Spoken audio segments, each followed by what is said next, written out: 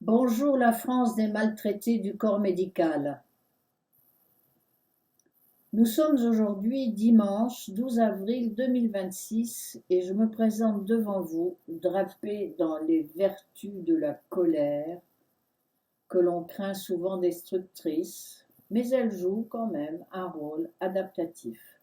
Sinon, je ne me lancerai pas dans ce combat pour ma vie qui suit l'illustration vivante de ce qu'a décrit il y a 10 ans Martin Winkler, dont le vrai nom est Marc Zaffran, médecin français, qui a osé sortir un livre chez Flammarion, critique, et bien entendu conspué à ce moment-là, Les brutes en blanc. Pourquoi tant de médecins maltraitent leurs patients? Aujourd'hui, je viendrai ajouter de l'eau à son moulin. Je m'appelle Sylvia Bourdon, née le 29 janvier 1949, parisienne, exilée depuis le 1er août 2017 dans un joli bourg fondé par les chevaliers de Malte au XIe siècle, Villedieu-les-Poêles, situé sur la ligne de Granville-Paris. Ajoutez qu'il existe un pôle santé diversifié et équipé de machinerie d'imagerie. De quoi se sentir en sécurité. Je fus prise en charge par un médecin traitant jusqu'en octobre 2025. On m'y découvre en décembre 2018 un cancer du sein agressif pour mon âge que je fais traiter à Curie avec succès puisque je fus déclarée en rémission le 21 octobre 2025.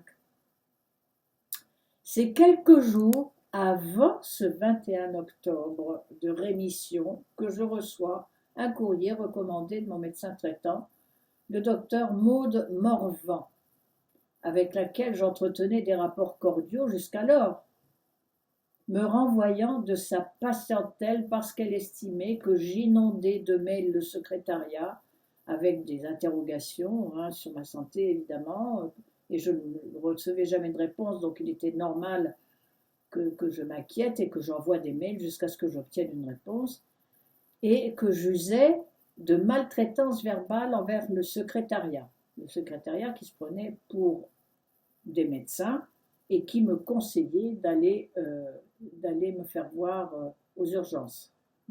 C'est quand même inouï. Je passe les détails.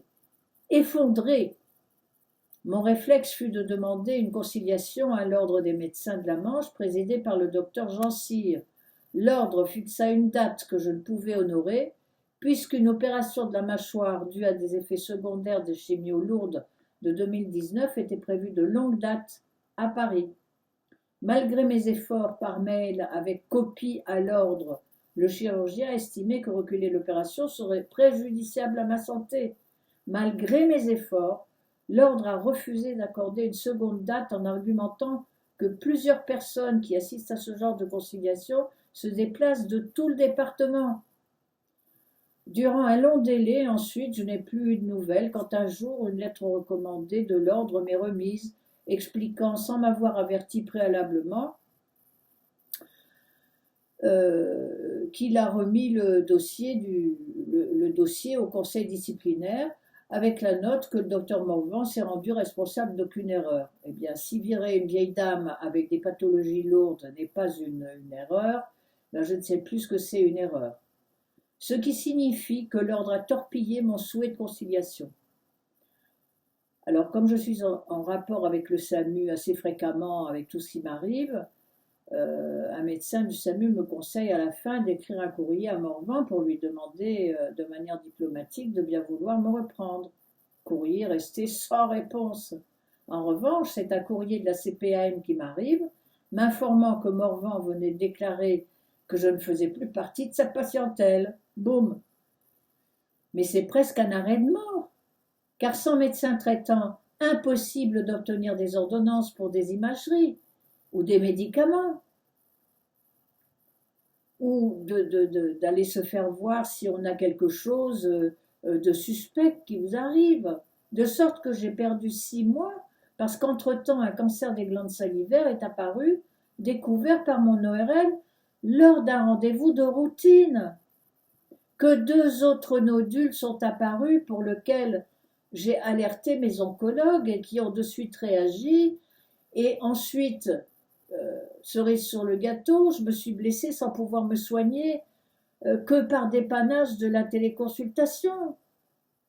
Depuis un mois, je marche avec une canne, alors que je suis la vieille dame la plus sportive du monde. Je suis isolée, je ne socialise pas à Villedieu-les-Poêles, sans permis de conduire, ne peux plus faire mes courses à pied, et les bénévoles qui conduisent des gens comme moi ne sont pas toujours disponibles.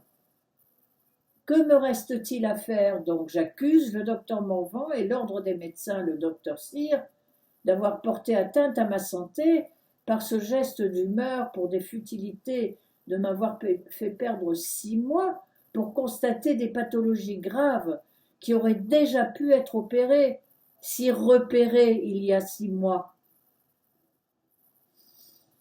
Nous le savons depuis le premier tweet d'André Berkoff, qu'il y a nombre de personnes dans la Manche qui subissent comme moi les brutes en blanc.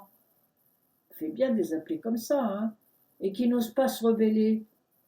Je vais le faire pour eux. Dans une seconde vidéo, je vous annoncerai les mesures que je vais prendre.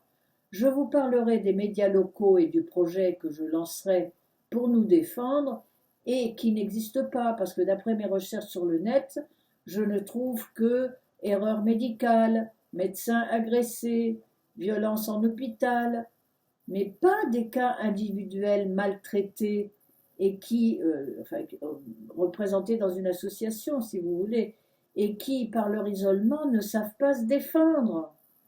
Mais combien de gens meurent comme ça parce qu'ils ne savent pas se défendre? Pour l'instant, des témoignages, chers amis victimes de la maltraitance médicale par ces brutes en blanc, seraient bienvenus. Merci à tous de votre attention.